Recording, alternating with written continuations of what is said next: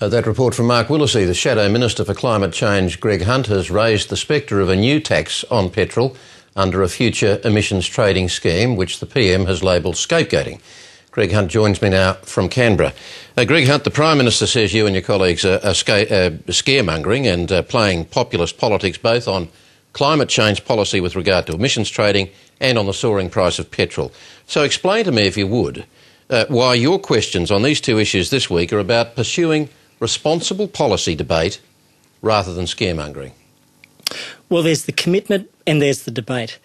The commitment is very clear. We are committed to real and important action on climate change. We are committed to an emissions trading scheme, and we are committed to real and important action, real action on transport. The debate is around how do you deal with transport. Do you do as the rest of the world has done, Europe, the different states in America, as New Zealand has done, and looked at vehicle emission standards or cleaner cars, or do we become the only country in the world to put a new tax, a petrol tax of 10, 20 or 30 cents a litre on fuel, which is unlikely to have any real impact on emissions? So that's the real debate. The question which Mr Rudd has framed around climate, that's false, that's an old debate, that is actually scaremongering, and our challenge to Mr Rudd and to the government is, will you acknowledge that you are proposing a new petrol tax of 10 cents, 20 cents or 30 cents? Where do you get the 30 cents from?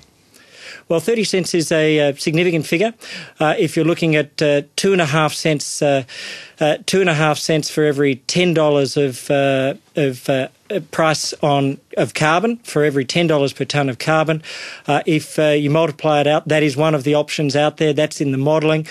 And interestingly, what we've seen since the day the Shergold report, which was the previous government's emissions trading report, come down, is a 40 cent a litre increase in petrol prices, with very little decrease, some, but very little decrease in actual petrol consumption. So you can do enormous damage, cause enormous pain, and have no impact on our emissions. My passion is what we do on emissions. Well, you drew on the CSIRO Climate Institute report in fashioning your question about the 10, 20, 30 cents. Correct. Now, you know as well as I do that report projects the cost on petrol up to 40 years ahead. Now, who knows what we're going to be driving 40 years from now? Who knows 40 years from now whether we're even going to be using petrol and to what extent? Well, who knows what petrol's going to be left in 40 years? If you wanted to have a real impact on petrol prices now, you'd have to have a 10, 20 or 30 cent a litre price increase. And that also, though, runs into this really important problem.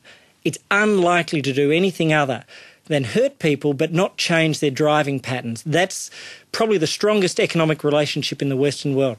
So what are we proposing? We are saying this. We have to look at transport.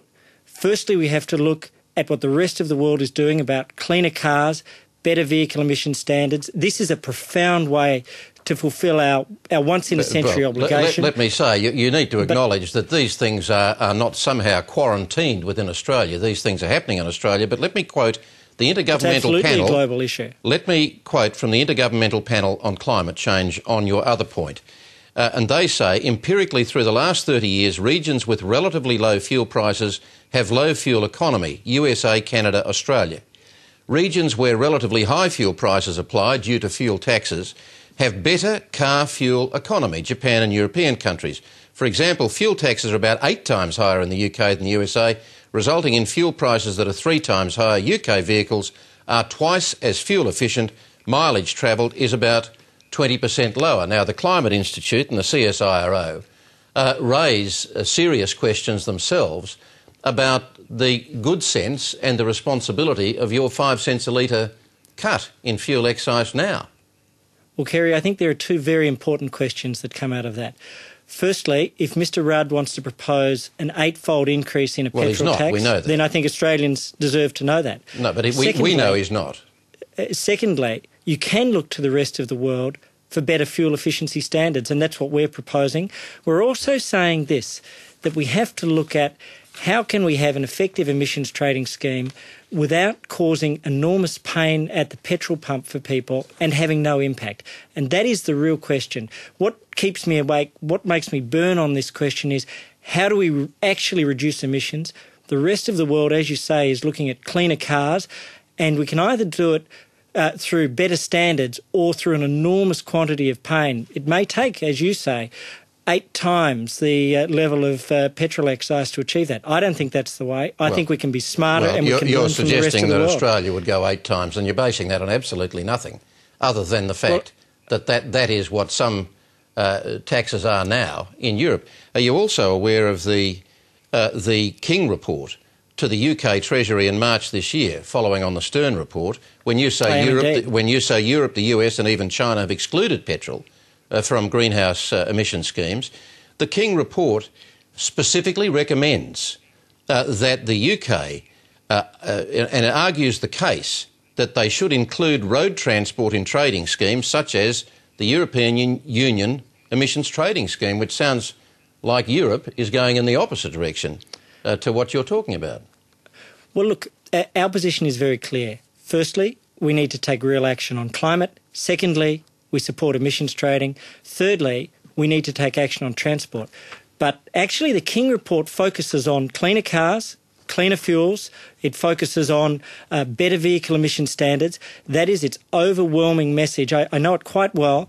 And it is a symbol of what the rest of the world is actually doing, saying we can look at the technology of our cars and our vehicles, we can set the standards, we can have a sense of higher purpose, but can we do this without hurting pensioners and families? And my challenge tonight, respectfully, is for any person in the government to come clean and say, yes, there will be a new petrol tax of 10 cents or 20 cents a litre. Again, you know that the government, you know, Mr Hunt, that the government's policy on this is not going to be formulated until after Garneau's Green Paper and after the White Paper towards the end of this year. Next year, it gets to policy crunching. And it's also true, isn't it, that when you talk about your 5 cents a litre as a way of easing pain for pensioners and everyone, that has attracted criticism as being running counter to responsible greenhouse policy. Well, prior to the election and even since the election, Mr Rudd has tried to indicate that he would decrease petrol prices. At the same time, he's trying to indicate that he would increase petrol prices but not acknowledge it.